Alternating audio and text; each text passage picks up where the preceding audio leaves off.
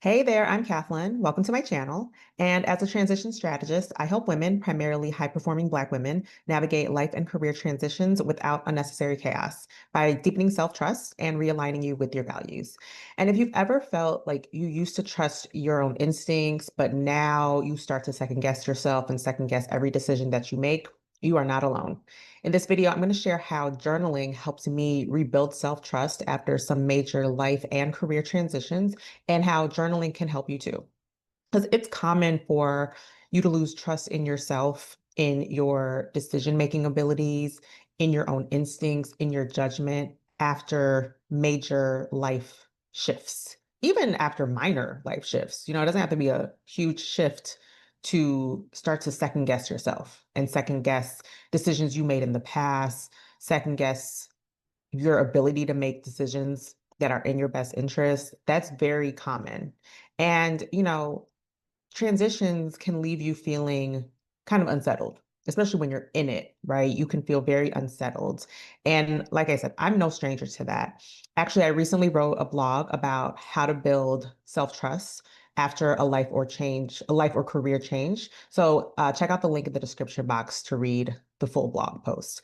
And something I wrote in that post is the difference between self-trust, self-esteem, and self-confidence.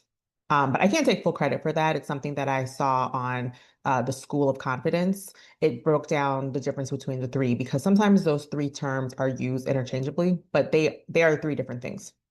So self-trust is really your ability or your trust in your own ability to make decisions that are in your best judgment, or basically it's about your judgment, right? Self-esteem is how worthy or valuable you feel about yourself, and then self-confidence is the belief that you can achieve something specific, right? But self-trust is different from both self-esteem and self-confidence because you can believe that you're worthy of great things, that you're valuable as you are, because you are worthy as you are, full stop.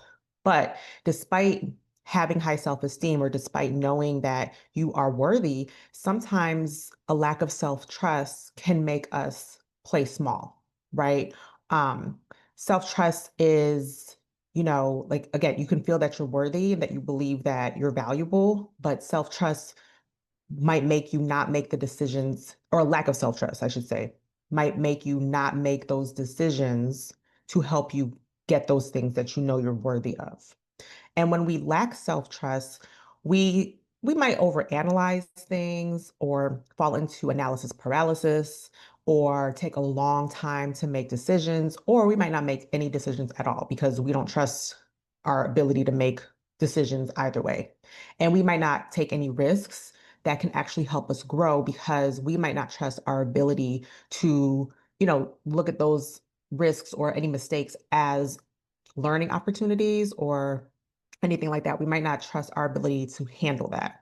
So, self trust is definitely something that you can build or rebuild with practice. And journaling is one of those things that you can absolutely practice to build your self trust, because self trust, by taking small steps consistently over time, that helps build your self trust.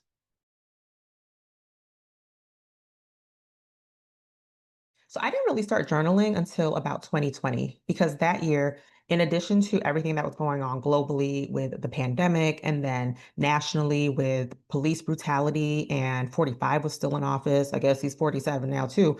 But, all of that happening globally, nationally, I was also dealing with my own major transitions. In fact, within a year, I had gone through five major shifts, and there's only two of them that I actually talk about publicly. But anyway, I started journaling in 2020. I think my therapist at the time encouraged me to do so. And at first, I didn't really like it. I tried to do one of those like bullet journals where, you get creative, you kind of keep track of, small things, small habits that you did consistently over time, like maybe every day, every week, every month, whatever. I didn't really like that. I found that stressful. And then I just try to do like free form journaling where I just, get in front of my notebook and just start writing, because I would have these conversations with myself out loud. No, let's not act like I'm the only one who like sometimes talks to herself. Don't act like you don't talk to yourself in the shower or when you're home alone. But anyway, so I would have these conversations with myself. I would be talking to myself and kind of like in hindsight, I could see that I was kind of on a loop. I just kept overthinking and just talking and talking and talking. And I was like, well, if I keep talking about these things, why don't I just write it down in a journal? Maybe like just get it out of my mind, get it out, just stop talking about it. But then as soon as I would pull out my notebook or even like sometimes I try to journal on a laptop, as soon as I opened the blank page, it's like my mind went blank. Even if a minute before I was talking and pacing and talking out loud to myself, for some reason I couldn't just write it free form in a journal. I don't know what it was because I actually like writing. So I don't know why I couldn't write free form. And so eventually I got into using journaling prompts. I can't remember if my therapist gave me some prompts or if she gave me a book. I can't remember, but that's how I eventually started getting into journaling was using prompts because it gave me, things to think about or questions to ask myself that did help me get out of my head. Because I think maybe that's why I couldn't write down, after I was just talking and talking, I couldn't write it down because I was still so in my head. But journaling prompts, questions to get me to reflect and slow down, that helped me get out of my head because, like I just said, it helped me to slow down. I think sometimes, well, you can tell I talk kind of fast at times. Sometimes when we get in our head or we're on a loop and we're overthinking and, we're spiraling, we don't slow down. And so I also can't remember if it was my therapist who gave me prompts or if some of the therapists that, are online and share prompts or share like, you know, um, strategies for like journaling with prompts and things like that. I can't remember, but all I know is that I would find a few prompts and start there.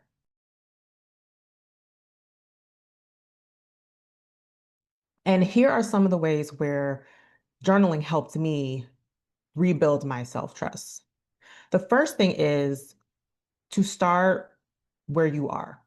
So I started where I was, start where you are. So for me, it was about like not trying to be where somebody else was or not starting from where I started in the past. It was today, where am I starting today? And so starting where you are, that can mean just being honest with yourself about your situation, what you experienced without staying there, right? Without staying stuck in the past, just saying what happened. So, if you lost your job, which back in 2020, that was the first time I had been laid off, that was one of the things I had to say, like, I lost my job. And without, getting stuck on like, well, why did that happen? It just name the thing that happened or name what you're going through, name where you're starting from. So it was, I lost my job and I'm looking for a new job. And, this is the life that I want to live and all these things. But start where you are. Are you starting from a transition? Are you starting from loss? Are you starting from wherever you're starting from?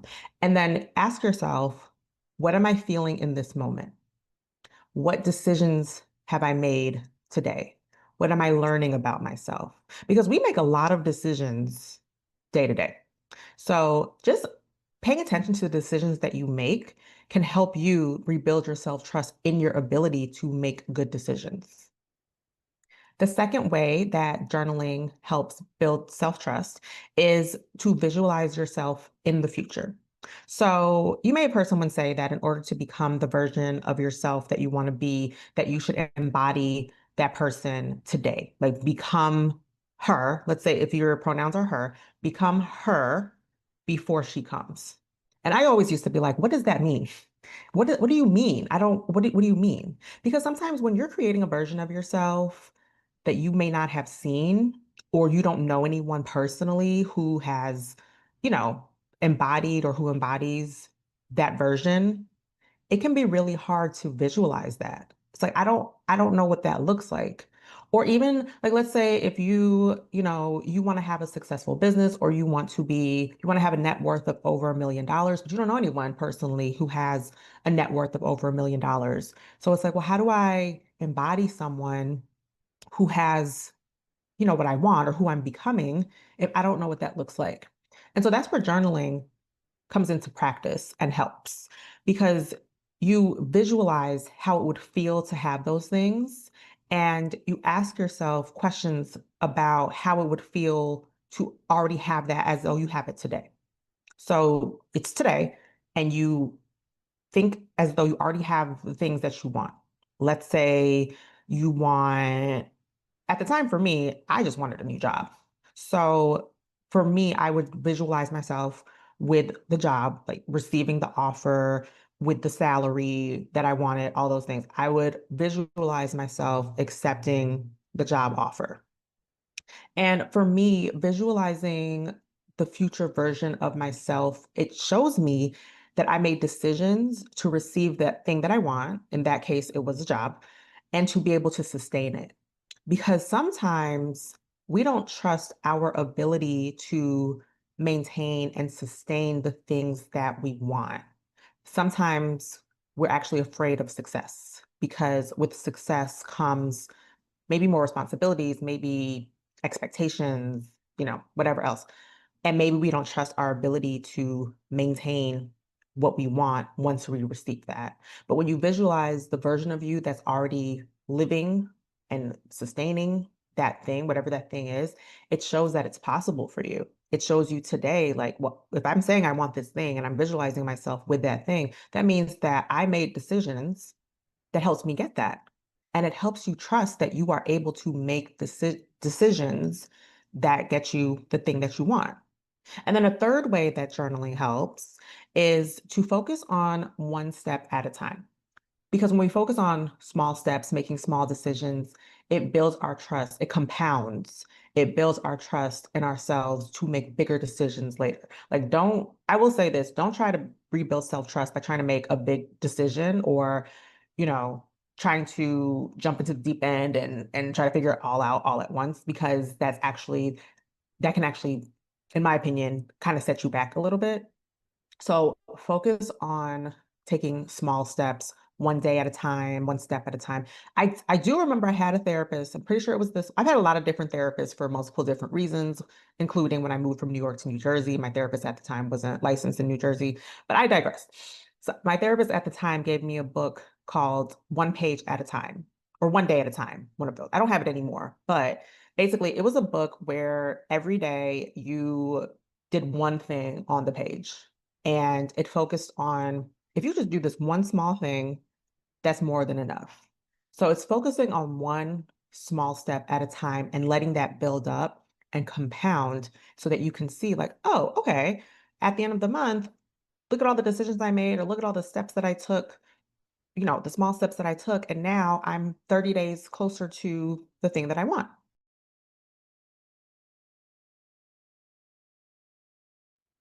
So if you want to start journaling, but you're not really sure where to start or what to say, that's exactly why I created the self-trust journal. It includes 16 prompts, a visualization exercise, affirmations, and space for you to craft your own personal mission statement. The link's in the description if you want to go ahead and check that out. But there are some, like I said, there's 16 prompts in it. There are three specifically that are my favorites that I want to share with you here, so that if you want to get started journaling right now, you can go ahead and start with these three. So the first one is, when was the last time you did something just because you wanted to, not because someone else expected it? When was the last time that you did something just because you wanted to and not because someone else expected it? So that's the first prompt. And you would just journal, when was that last time? Journal about how you felt, how it made you feel. What was that decision, or what was, you know, how did it lead up to doing what you wanted to do because it's what you wanted to do? The next prompt is, imagine waking up in a version of your life that feels good and steady. What's the first thing you notice around you? And this is part of the future self visualization section in the journal, where you're imagining a life that feels good and steady to you. And, the things that maybe you're stressed about now have been resolved, right? You're on the other side. It helps you imagine that life that you're working towards or striving towards. Jot down what comes up for you. And then the third prompt, which is one of my favorites also, what boundaries do you need to enforce or reinforce over the next 30 to 90 days? Start with one area, whether that's boundaries around work, around your time, around your energy, and be very specific. One thing I will encourage you to do when you write anything down, be very specific. Be very, very, very specific because I think there's power in the details. Be very specific. What boundaries do you need to enforce or reinforce over the next 30 to 90 days? Start with one area. And 30 to 90 days, that's a month to a quarter. So focus on this next month. What's one boundary that you need to enforce or reinforce? And then after that, then check in what for this quarter, what's one boundary that you need to enforce or reinforce? Because one thing about rebuilding self-trust, it's definitely important to have boundaries and to enforce them. And that definitely takes practice. So again, these are just three of my favorite prompts from the self-trust journal. There are 13 others, along with the future self visualization exercise, the personal mission statement section, and I also leave you with some affirmations. So again, go ahead and check out the link in the description box if you want to check that out.